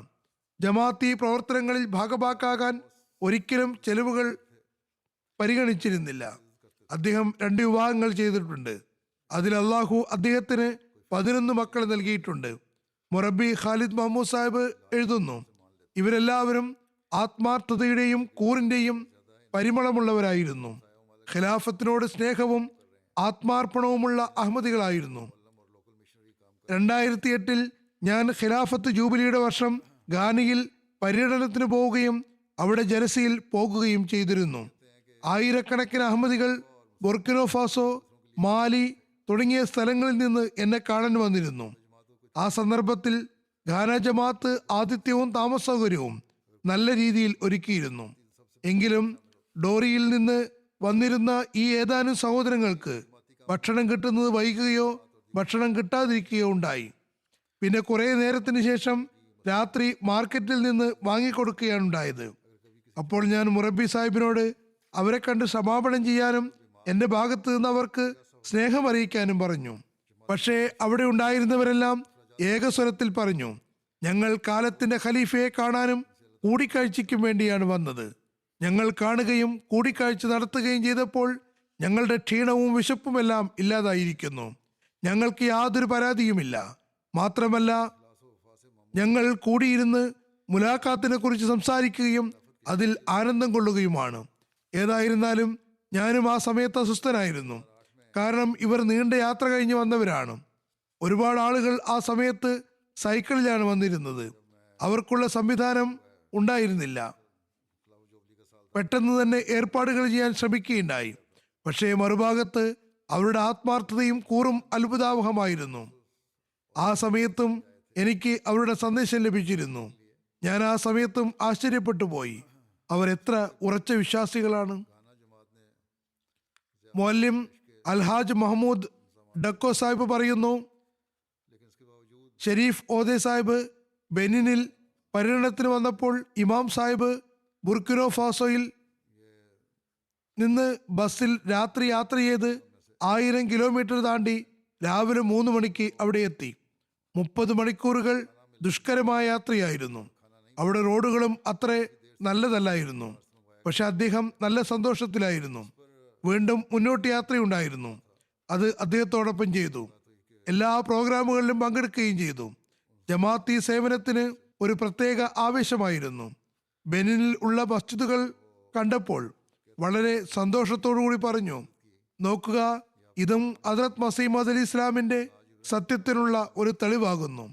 അതുപോലെ അനഹമ്മദികളോടുള്ള സംവാദത്തിലും അദ്ദേഹം വളരെ സാഹിത്യ ചാതുരിയോടെ പ്രഭാഷണങ്ങൾ നടത്തി. ഷെരീഫ് ഔദാ സാഹിബുമായും മൗലവിമാരുടെ സംവാദമുണ്ടായിരുന്നു. ആ സമയത്ത് അവരെന്തോ തെറ്റായ കാര്യം പറഞ്ഞപ്പോൾ അദ്ദേഹം എഴുന്നേറ്റ് ദേഷ്യത്തിൽ മറുപടി നൽകാൻ ആഗ്രഹിച്ചു. എന്നാൽ അദ്ദേഹത്തെ നിശബ്ദനാക്കിയപ്പോൾ ഉടൻ തന്നെ ഇരിക്കുകയും ചെയ്തു.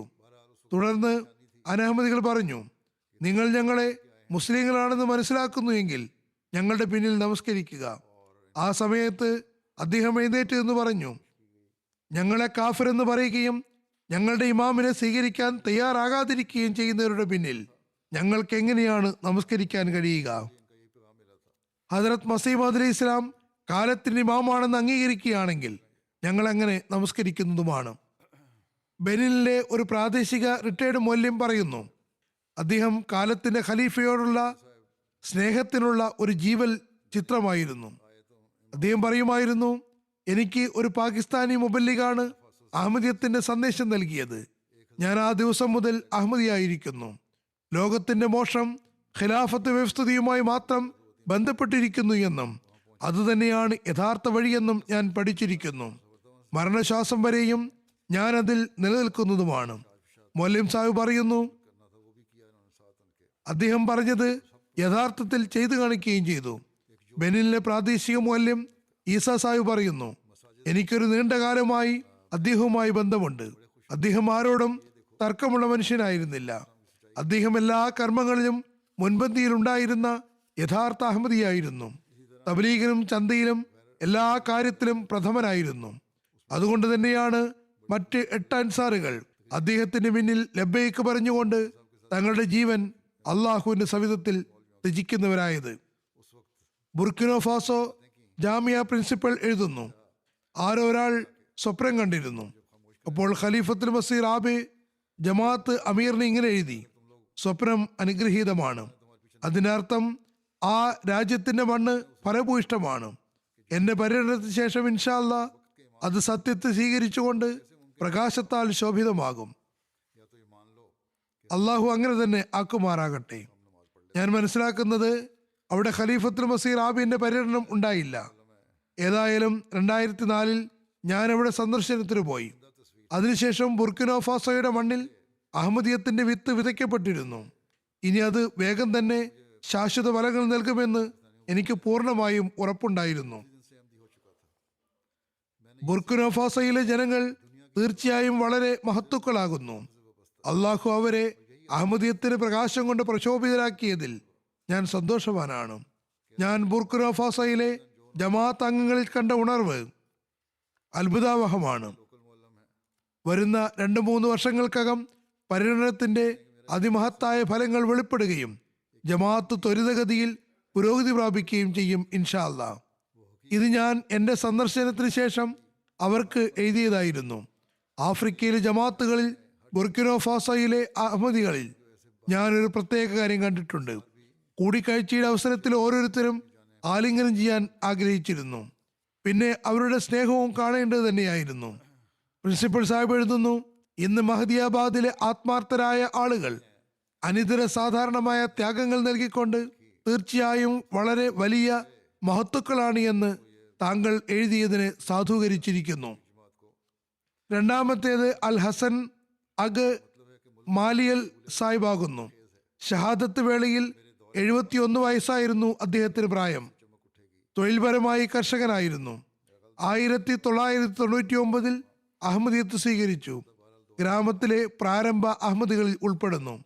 ഇബ്രാഹിം സാഹിബിനോടൊപ്പം ഡോറി മിഷനിൽ പോയിട്ടുണ്ടായിരുന്ന ഗവേഷക സംഘത്തിലും ഭാഗഭാക്കായിരുന്നു.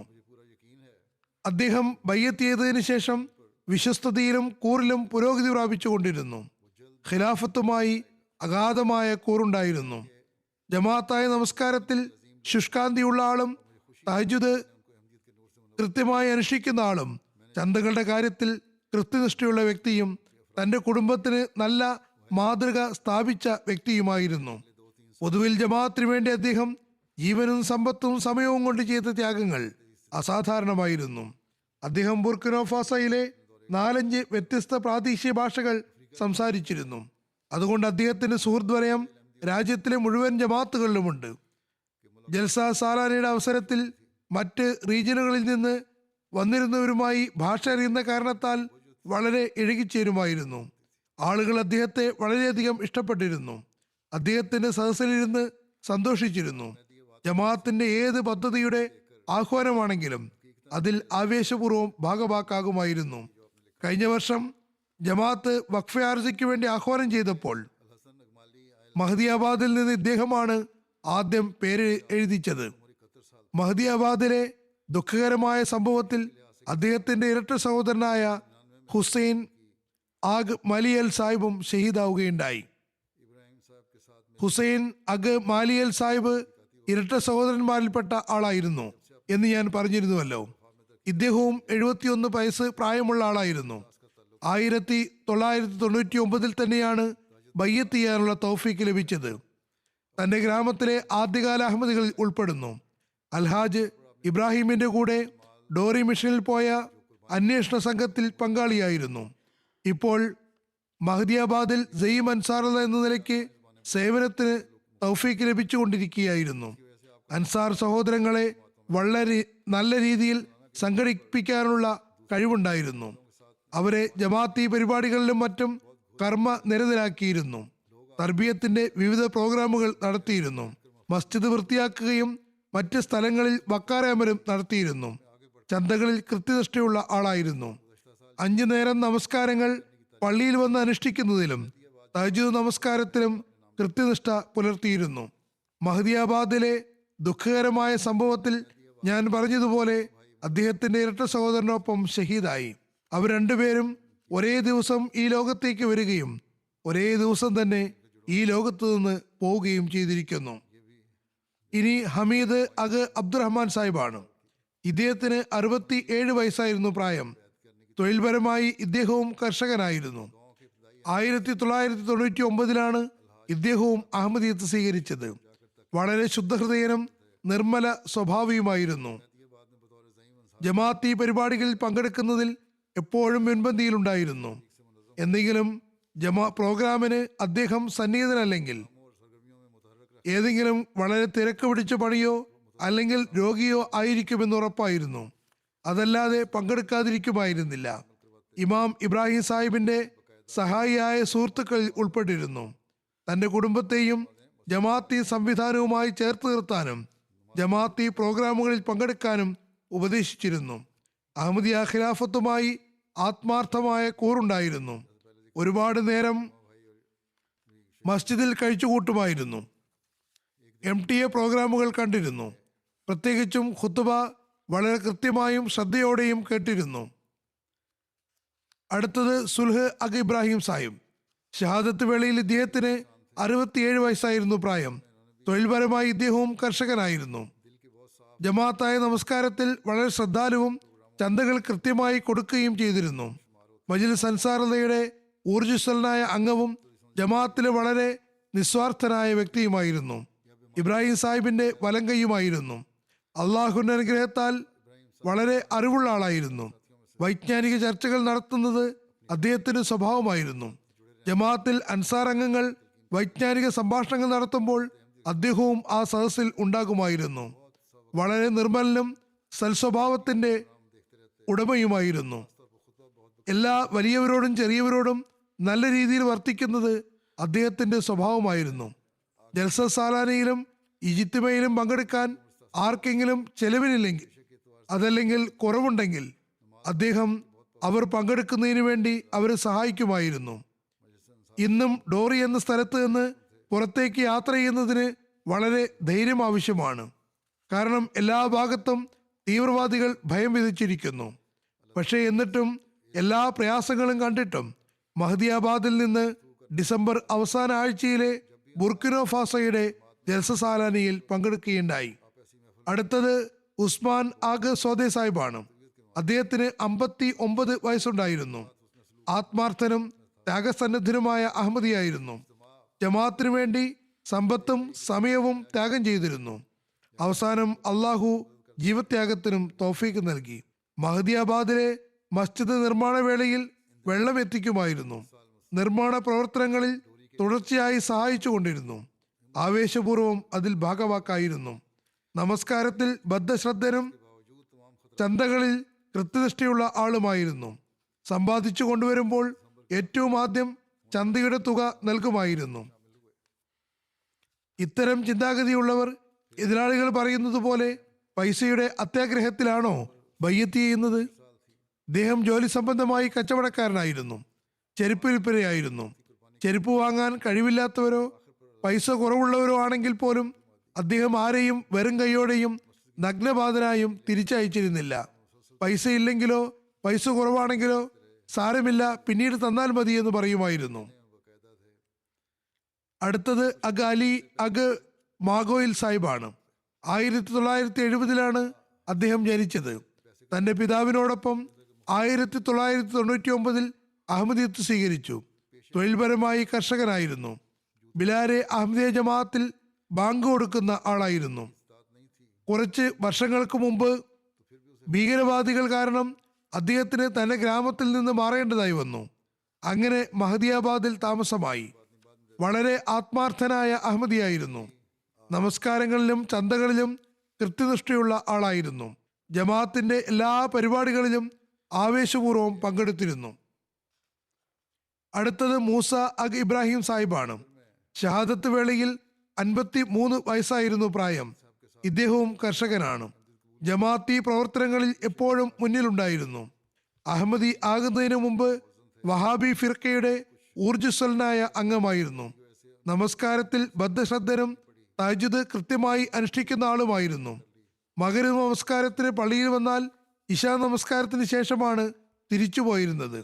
മഗ്‌രിബ് മുതൽ ഇശാ വരെയുള്ള സമയം മസ്ജിദിൽ കഴിച്ചുകൂട്ടുകയും സിക്റെ ഇലാഹിയിൽ മുഴുകുകയും ചെയ്തിരുന്നു. അദ്ദേഹത്തെ സംബന്ധിച്ച് എല്ലാവരും സാക്ഷ്യപ്പെടുത്തുന്നത് അദ്ദേഹം യഥാർത്ഥ അഹമ്മദിയ വിശ്വാസിയും ആത്മാർത്ഥതയുള്ള ത്യാഗശീലനായ അഹമ്മദിയുടെയും കർമ്മ മാതൃകയായിരുന്നു എന്നുമാണ്. എനിക്ക് കൃത്യമായി ദുആക്ക് വേണ്ടി കത്തുകൾ അയച്ചിരുന്നു. താൻ കാലത്തിന്റെ ഖലീഫയ്ക്ക് വേണ്ടി കൃത്യമായി ദുആ ചെയ്യുന്നുണ്ട് എന്നും എഴുതിയിരുന്നു. 9ാമത്തെ ആൾ ഉമർ അഗ് അബ്ദുറഹ്മാൻ സാഹിബ് ആകുന്നു. ഷഹാദത്ത് വേളയിൽ 44 വയസ്സായിരുന്നു പ്രായം. ഞാൻ പറഞ്ഞു വന്നതുപോലെ ഏറ്റവും കുറഞ്ഞ പ്രായം ഇദ്ദേഹത്തിനായിരുന്നു. 1999 20 വയസ്സുള്ളപ്പോഴാണ് അദ്ദേഹം അഹമ്മദിയത്ത് സ്വീകരിച്ചത്. പിന്നീട് ജമാഅത്തിനോടുള്ള ബന്ധത്തിലും കൂറിലും അഭിവൃദ്ധിപ്പെട്ടുകൊണ്ടിരുന്നു. മഹദിയാബാദ് ജമാഅത്തിലെ വളരെ ആത്മാർത്ഥതയും കൂറുമുള്ള അംഗമായിരുന്നു. ഇമാം ഇബ്രാഹിം സാഹിബിന്റെ വലം കൈയായിരുന്നു. മഹദിയാബാദിൽ നായിബ് ഇമാമുസ്സലാപ്തും ആയിരുന്നു. തീവ്രവാദികൾ മസ്ജിദിൽ പ്രവേശിച്ച് ഇമാം ഇബ്രാഹിം സാഹിബിനെ ചോദിച്ചതിന് ശേഷം പിന്നെ നായിബ് ഇമാം ആരാണെന്ന് ചോദിക്കുകയുണ്ടായി. അപ്പോൾ അദ്ദേഹം യാതൊരു സങ്കോചവും പ്രകടിപ്പിക്കാതെ ഞാൻ തന്നെയാണ് എന്ന് പറഞ്ഞു. അദ്ദേഹം എപ്പോഴും പള്ളിയിൽ എത്തിയിരുന്ന ആദ്യ വ്യക്തികളിൽ പെടുന്നു. വളരെ ആർദ്രതയോടുകൂടി നമസ്കാരങ്ങൾ അനുഷ്ഠിച്ചിരുന്നു. തഹജ്ജുദ് നമസ്കാരത്തിൽ കൃത്യനിഷ്ഠയുള്ള ആളായിരുന്നു. കുട്ടികളെയും പള്ളിയിലേക്ക് കൊണ്ടുവരികയും അവരുടെ തർബീയത്തിൽ വളരെയേറെ ശ്രദ്ധിക്കുകയും ചെയ്തിരുന്നു. ഇദ്ദേഹവും എനിക്ക് വളരെ കൃത്യമായി കത്തയക്കുമായിരുന്നു. സൈക്കിൾ ഓടിക്കുന്നതിൽ വളരെ നിപുണനായിരുന്നു. മുഴുവൻ നാട്ടിലും നീണ്ട നീണ്ട യാത്രകൾ ചെയ്തിരുന്നു. 4 തവണ ഡോറിയയിൽ നിന്ന് 265 കിലോമീറ്റർ അകലെ വാഗാഡാഗു എന്ന സ്ഥലത്ത് ഖുദ്ദാമുൽ അഹമ്മദിയ ഇജ്തിമയിൽ പങ്കെടുത്തിട്ടുണ്ട്. 2008 ഖിലാഫത്ത് ജൂബിലി ജലസയിൽ ബുർക്കിനോ ഫാസോയിൽ നിന്ന് സൈക്കിൾ ചവിട്ടി ഘാനയിലേക്ക് പോയ സംഘത്തിലും ഉൾപ്പെടുന്നു. എല്ലാ പേരിനോടൊപ്പവും പറയുന്ന അഗ് എന്ന പദം ഞാൻ മനസ്സിലാക്കുന്നത് ഇവരുടെ റിപ്പോർട്ടുകളിൽ നിന്ന് മനസ്സിലാകുന്നതും ഇന്ന ആളുടെ മകൻ എന്നാണ്. അഗ് എന്നാൽ ഇന്ന ആളുടെ മകൻ എന്നാണ് അർത്ഥം. ഏതായിരുന്നാലും ഇദ്ദേഹത്തെ സംബന്ധിച്ച് കൂടുതൽ ഇങ്ങനെയും എഴുതിയിരിക്കുന്നു. 8 പേരെ ഷഹീദാക്കി കഴിഞ്ഞപ്പോൾ അവസാനം അഗ് ഉമർ അഗ് അബ്ദുറഹ്മാൻ സാഹിബ് ബാക്കിയായി. പ്രായത്തിൽ ഏറ്റവും ചെറിയ ആളായിരുന്നു. ഭീകരവാദികൾ അദ്ദേഹത്തോട് ചോദിച്ചു, നിങ്ങൾ യുവാവാണ്, അഹമ്മദിയത്തിന് നിഷേധിച്ചുകൊണ്ട് നിങ്ങൾക്ക് ജീവൻ രക്ഷിക്കാം. അപ്പോൾ അദ്ദേഹം വളരെ ധൈര്യപൂർവ്വം ഇങ്ങനെ മറുപടി കൊടുത്തു, ഏത് മാർഗത്തിലാണോ എന്നെ മുതിർന്നവർ ജീവൽ ത്യാഗം വരിച്ചത്, ഞാനും എൻ്റെ ഇമാമിൻ്റെയും മുതിർന്നവരുടെയും കാലടികളിലൂടെ ചരിച്ചുകൊണ്ട് ഈമാനു വേണ്ടി ജീവത്യാഗം വരിക്കാൻ തയ്യാറാണ്. അപ്പോൾ വളരെ ദാരുണമായി അദ്ദേഹത്തിന്റെ മുഖത്തേക്ക് വെടിയുയർത്തുകൊണ്ട് അദ്ദേഹത്തെ ഷഹീദാക്കുകയുണ്ടായി. ബുർക്കിനോ ഫാസോയിൽ പൊതുവെ അവസ്ഥകൾ മോശമാണ്. ഭീകരവാദികൾ മുഴുവൻ പ്രദേശത്തും നെഞ്ചുവിരിച്ചു നടക്കുന്നു. കുറച്ചു ദിവസം മുമ്പ് ദീനിയ മജ്ലിസിലെ ഖായിദ് സാഹിബ് കേന്ദ്ര മിഷൻ ഹൗസിൽ വന്നിരുന്നു. അദ്ദേഹം പറയുന്നു, എന്റെ ഗ്രാമത്തിൽ എനിക്ക് പലചരക്ക് കടയാണുള്ളത്. ഒരു ദിവസം തീവ്രവാദികളിൽ ഒരാൾ അദ്ദേഹത്തിന്റെ കടയിൽ വന്നു. ഇത് വേറൊരു പ്രദേശമാണ്. എന്തോ സാധനം വാങ്ങാൻ വന്നതാണ്. പിന്നെ ചുറ്റുപാടും നോക്കി. ഹദരത്ത് മസീമോദ് അലി ഇസ്ലാമിന്റെയും ഖലീഫമാരുടെയും ഫോട്ടോകൾ കടയിൽ തൂക്കിയിരുന്നു. അയാൾ ഖായിദ് സാഹിബിനോട് ചോദിച്ചു, ഇവർ ആരാണ്, ആരുടെ ഫോട്ടോകളാണ് നിങ്ങൾ കടയിൽ വെച്ചിട്ടുള്ളത്? ഖായിദ് സാഹിബ് പറഞ്ഞു, ഇത് മസീമോദിന്റെയും ഖലീഫമാരുടെയും ഫോട്ടോകളാകുന്നു. അയാൾ പറഞ്ഞു, മസീമോദ് അല്ല, മറിച്ച് ചില മുസ്ലിങ്ങൾ കൂടി ഒരു ഗ്രൂപ്പ് ഉണ്ടാക്കിയതാണ്. ഇവർ കാഫറുകളാകുന്നു. അവിടെയൊന്നും പോകുന്നതിന് മുമ്പ് ഖായിദ് സാഹിബിനെ ഭീഷണിപ്പെടുത്തിക്കൊണ്ട് പറഞ്ഞു, ഈ ഫോട്ടോ ഇവിടെ നിന്ന് മാറ്റണം. അടുത്ത തവണ ഞാൻ വരുമ്പോൾ ഇതിവിടെ കണ്ടാൽ നിന്റെ അവസ്ഥ മോശമായിരിക്കും. ഏതായാലും ഖായിദ് സാഹിബ് ആ ഫോട്ടോകൾ അവിടെ തന്നെ വെക്കുകയുണ്ടായി. കുറച്ചു ദിവസത്തിന് ശേഷം അയാൾ വീണ്ടും എന്തോ വാങ്ങുന്നതിന് വേണ്ടി വന്നപ്പോൾ ഫോട്ടോകളെല്ലാം അവിടെ കാണുകയുണ്ടായി. അതെല്ലാം നോക്കി അയാൾ പോയി. പറയുന്നു, ഖായിദ് സാഹിബ് ഈ സംഭവങ്ങളെല്ലാം ഞങ്ങളോട് പറഞ്ഞു. കൂടാതെ വേറെയും ഫോട്ടോകൾ കൊണ്ടുവന്നു. അദ്ദേഹം ഭയപ്പെടുന്നതിന് പകരം മറ്റു സ്ഥലങ്ങളിലും ഫോട്ടോകൾ തൂക്കുകയാണ് ചെയ്തത്. പറയുന്നു, ഈ മുഴുവൻ പ്രദേശവും നീണ്ടകാലമായി ഭീകരവാദികളുടെ നിയന്ത്രണത്തിലാണ്. ഭരണകൂടത്തിന് അവിടെ യാതൊരു നിയന്ത്രണവുമില്ല. ഈ പ്രദേശം മാലിയുമായുള്ള അതിർത്തിയിലാണ്. അതല്ലെങ്കിൽ മറുഭാഗത്ത് ഡോറി നൈജറിന്റെ അതിർത്തിയുമായി ചേരുന്നു. ഈ മുഴുവൻ പ്രദേശവും ഏറെക്കുറെ അവരുടെ നിയന്ത്രണത്തിലുമാണ്. ഏതായാലും ഇവർ അഹമ്മദിയത്തിന് പ്രകാശം ചൊരിയുന്ന നക്ഷത്രങ്ങളാകുന്നു. അവർ തങ്ങൾക്ക് പിന്നിൽ ഒരു മാതൃകയും വിട്ടാണ് പോയത്. അള്ളാഹു അവരുടെ സന്തതികളെയും തലമുറകളെയും ആത്മാർത്ഥതയിലും കൂറിലും മുന്നേറുന്നവരാക്കുമാറാകട്ടെ. ശത്രു കരുതുന്നത് ഈ ഷഹാദത്തുകൾ കൊണ്ട് ഈ പ്രദേശത്ത് അഹമ്മദിയത്തിനെ ഇല്ലാതാക്കാമെന്നാണ്. എന്നാൽ ഇൻഷാ അല്ലാ നേരത്തേതിലും അധികം അഹമ്മദിയത്ത് ഇവിടെ വലുതാവുകയും വളരുകയും ചെയ്യുന്നതാണ്. അവിടെയുള്ള സംവിധാനവും അമീർ സാഹിബും യുക്തിഭദ്രമായ നിലയിൽ തബ്ലീഗ് പ്രോഗ്രാമുകൾ ഉണ്ടാക്കണം. മാത്രമല്ല ജനങ്ങൾക്ക് സാന്ത്വനം നൽകുകയും വേണം. അള്ളാഹു സംതപ്ത കുടുംബങ്ങൾക്ക് സഹനവും കരുത്തും നൽകട്ടെ. അവരുടെ മുതിർന്നവർ ഏതൊരു ഉദ്ദേശത്തിനു വേണ്ടിയാണോ തങ്ങളുടെ ജീവൻ കാണിക്ക വെച്ചത് അതിന്റെ പ്രാധാന്യം മനസ്സിലാക്കാനും തൗഫീക്ക് നൽകുമാറാകട്ടെ. ഏതായിരുന്നാലും യുക്തിയോടും ആസൂത്രണത്തോടും കൂടി നമ്മൾ അവിടെ പ്രവർത്തിക്കേണ്ടതാണ്. ഇത് സംബന്ധിച്ച് ഞാൻ നേരത്തെയും അവരോട് പറഞ്ഞിട്ടുണ്ട്. ശുഹദാക്കളുടെ കുടുംബങ്ങളുടെ ആവശ്യങ്ങൾ പൂർത്തീകരിക്കാനും അവരെ സ്വയം പര്യാപ്തരാക്കുന്നതിനു വേണ്ടി 4ാം ഖിലാഫത്ത് കാലത്ത് തന്നെ സയ്യിദ്ന ബിലാൽ ഫണ്ട് എന്ന പേരിൽ ഒരു ഫണ്ട് സ്ഥാപിച്ചിട്ടുണ്ട്. അതിൽ നിന്ന് ശുഹദാക്കൾക്ക് ചെലവ് നൽകപ്പെടുന്നു. ഇപ്പോൾ ഈ സംഭവത്തിന് ശേഷം പലരും വ്യക്തിപരമായും സംഘടനാപരമായും ജമാഅത്തി തലത്തിലും ഈ ആവശ്യങ്ങൾ പൂർത്തീകരിക്കുന്നതിന് വേണ്ടി കുറെ തുക അവർക്ക് വേണ്ടി അയച്ചുകൊണ്ടിരിക്കുന്നു. എന്നാൽ ഒരു ഫണ്ട് സ്ഥാപിതമായിരിക്കെ എല്ലാവരും തങ്ങളുടെ തുകകൾ എത്ര കൊടുക്കാൻ ആഗ്രഹിക്കുകയാണെങ്കിലും സയ്യിദ്ന ബിലാൽ ഫണ്ടിൽ അടയ്ക്കേണ്ടതും പിന്നെ ഇത്രയും തുക അടച്ചു എന്നും പ്രത്യേകിച്ചും ഞങ്ങളുടെ ഉദ്ദേശം ഡോറി മഹദിയാബാദിലെ ശോതാക്കൾക്ക് വേണ്ടിയാണെന്നും അറിയിക്കുകയാണെങ്കിൽ കേന്ദ്രം അതനുസരിച്ച് തീരുമാനമെടുക്കുന്നതാണ്. തുകകൾ വന്നാലും ഇല്ലെങ്കിലും കേന്ദ്രം അവരുടെ ആവശ്യങ്ങൾ ശ്രദ്ധിക്കുകയും പൂർത്തിയാക്കുകയും ചെയ്യുന്നതായിരിക്കും ഇൻഷാ അല്ലാ. എന്നാൽ ആരെങ്കിലും കൊടുക്കാൻ ആഗ്രഹിക്കുന്നുവെങ്കിൽ ഈ ഫണ്ടിൽ, അതായത് സയ്യിദ്ന ബിലാൽ ഫണ്ടിൽ തുകകൾ അടയ്ക്കേണ്ടതാണ്. ഇത് ശുഹദാക്കളുടെ കുടുംബത്തിനു മേലുള്ള ഔദാര്യമൊന്നുമല്ല. അവരുടെ ആവശ്യങ്ങൾ ശ്രദ്ധിക്കുകയും പൂർത്തീകരിക്കുകയും ചെയ്യേണ്ടത് നമ്മുടെ കടമയാകുന്നു. അവസാനമായി ഹസ്രത്ത് അഖ്ദസ് മസീമോദ് അലി ഇസ്ലാമിന്റെ ഒരു ഉദ്ധരണി സമർപ്പിക്കാം. അദ്ദേഹം പറയുന്നു, അള്ളാഹു നിങ്ങളെ വൃഥാവിലാക്കുമെന്ന് കരുതരുത്. നിങ്ങൾ അള്ളാഹുവിന്റെ കൈകളാൽ ഭൂമിയിൽ വിതയ്ക്കപ്പെട്ട ഒരു വിത്താകുന്നു. അള്ളാഹു പറയുന്നു, ഈ വിത്ത് മുളയ്ക്കുകയും പുഷ്പിക്കുകയും നാനാഭാഗത്തേക്കും അതിന്റെ ശാഖകൾ പരക്കുകയും ഒരു വൻ വൃക്ഷമായി തീരുകയും ചെയ്യും ഇൻഷാ അല്ലാ. അള്ളാഹുവിന്റെ വാക്കുകളിൽ വിശ്വസിക്കുകയും ഇടയ്ക്കുണ്ടാകുന്ന പരീക്ഷണങ്ങളിൽ ഭയപ്പെടാതിരിക്കുകയും ചെയ്യുന്നവൻ സൗഭാഗ്യവാൻ. കാരണം പരീക്ഷണങ്ങൾ വരേണ്ടതും അനിവാര്യമാകുന്നു, അള്ളാഹു നിങ്ങളെ പരീക്ഷിക്കുന്നതിന് വേണ്ടി. ചുരുക്കത്തിൽ ഈ ത്യാഗം ചെയ്തവർ പരീക്ഷണത്തിൽ വിജയിച്ചു. ഇനി പിന്നിലുള്ളവരുടെ വിശ്വാസത്തിന്റെയും ദൃഢബോധ്യത്തിൽ മുന്നേറുന്നതിന്റെയും പരീക്ഷണ ഘട്ടമാണുള്ളത്. അള്ളാഹു അവർക്കും നമുക്കും നമ്മുടെ വിശ്വാസത്തെയും ദൃഢബോധത്തെയും പരിപക്വമാക്കുവാൻ സൗഭാഗ്യം നൽകുമാറാകട്ടെ. അള്ളാഹു ആ ശൂതാക്കളുടെ സ്ഥാനം ഉയർത്തുമാറാകട്ടെ. അള്ളാഹു അവരുടെ ത്യാഗങ്ങൾ ഹദ്രത്ത് മുഹമ്മദ് റസൂലുള്ളാഹി സ്വല്ലല്ലാഹു അലൈഹി വസല്ലമിന്റെ യഥാർത്ഥ അധ്യാപനം എത്രയും വേഗം ലോകത്ത് നമുക്ക് പരക്കുന്നതായി കാണുന്ന തരത്തിൽ ഫലങ്ങളും പുഷ്പങ്ങളുമായി മാറട്ടെ. ജഹാലത്ത് ലോകത്ത് നിന്ന് വിഭാടനം ചെയ്യപ്പെടുകയും ഏകദൈവത്തിന്റെ യഥാർത്ഥ രാജാധികാരം ഭൂമിയിൽ സ്ഥാപിതമാകുകയും ചെയ്യട്ടെ. ഈ ശോതാക്കളുടെ ജനാസയോടൊപ്പം 2 ആത്മാർത്ഥരായ വ്യക്തികളുടെ ജനാസ കൂടി ഞാൻ അനുഷ്ഠിക്കുന്നതാണ്. അതിലൊന്ന് ഡോക്ടർ കരീമുല്ല സേർവി സാഹിബാണ്. ഇദ്ദേഹം സൂഫി ഖുദാബക്ഷ് സേർവി സാഹിബിന്റെ മകനാകുന്നു. അമേരിക്കയിൽ താമസിക്കുന്നു. ജനുവരി 4-ാം തീയതി 83-ാമത്തെ വയസ്സിൽ വഫാത്തായി.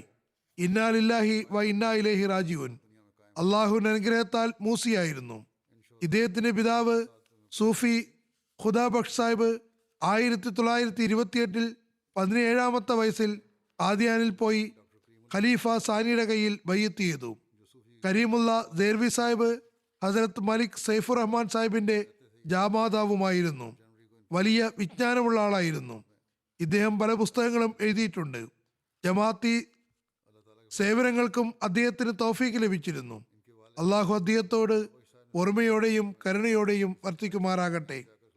2-ാമത്തെ ജനാസ സേർവി സാഹിബിന്റെ ഭാര്യ അമത്തുൽ ലത്തീഫ് സേർവി സാഹിബയുടേതാണ്. അതായത് ഇവർ കരീമുല്ല സേർവി സാഹിബിന്റെ ഭാര്യയാകുന്നു. അമേരിക്കയിലാണ് താമസിച്ചിരുന്നത്. മലിക് സൈഫുർ റഹ്മാൻ സാഹിബിന്റെ മകളാണ്. ഇവർ ജനുവരി 6-ന് തന്റെ ഭർത്താവിന്റെ മരണത്തിന് 2 ദിവസത്തിന് ശേഷം 78-ാമത്തെ വയസ്സിൽ വഫാത്തായി. ഇന്നാ ലില്ലാഹി വ ഇന്നാ ഇലൈഹി റാജിഊൻ. മൂസിയായിരുന്നു. ഞാൻ പറഞ്ഞതുപോലെ മലിക് സൈഫുർ റഹ്മാൻ സാഹിബിന്റെ മകളുമായിരുന്നു. അവരുടെ മാതാവിന്റെ പേര് റഷീദ ഷൗക്കത്ത് എന്നാണ്. ഇവർ റബുവിലെ മിസ്ബാഹ് മാസികയുടെ എഡിറ്ററായിരുന്നു. ഖാദിയയിലാണ് ജനിച്ചത്. നല്ല പാണ്ഡിത്യമുള്ള മഹദി ആയിരുന്നു.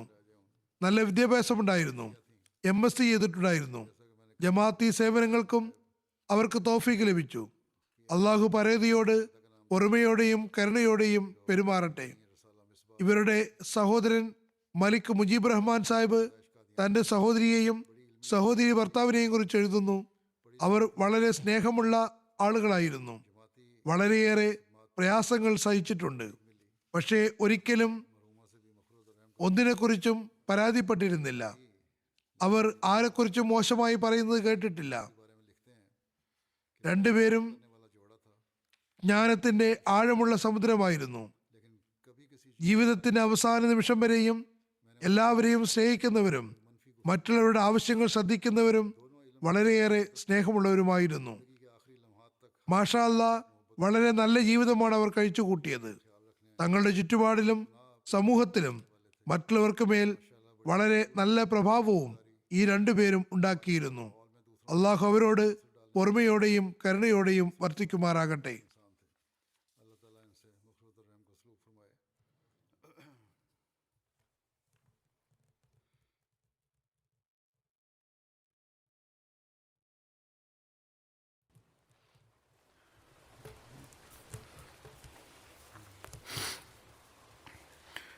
الحمد لله نحمده ونستعينه ونستغفره ونؤمن به ونتوكل عليه ونعوذ بالله من شرور أنفسنا ومن سيئات أعمالنا من يهده الله فلا مضل له ومن يضلل فلا هادي له ونشهد أن لا إله إلا الله ونشهد أن محمدا عبده ورسوله عباد الله رحمكم الله إن الله يأمر بالعدل والإحسان وإيتاء ذي القربى وينهى عن الفحشاء والمنكر والبغي يعظكم لعلكم تذكرون اذكروا الله يذكركم وادعوه يستجب لكم ولذكر الله أكبر.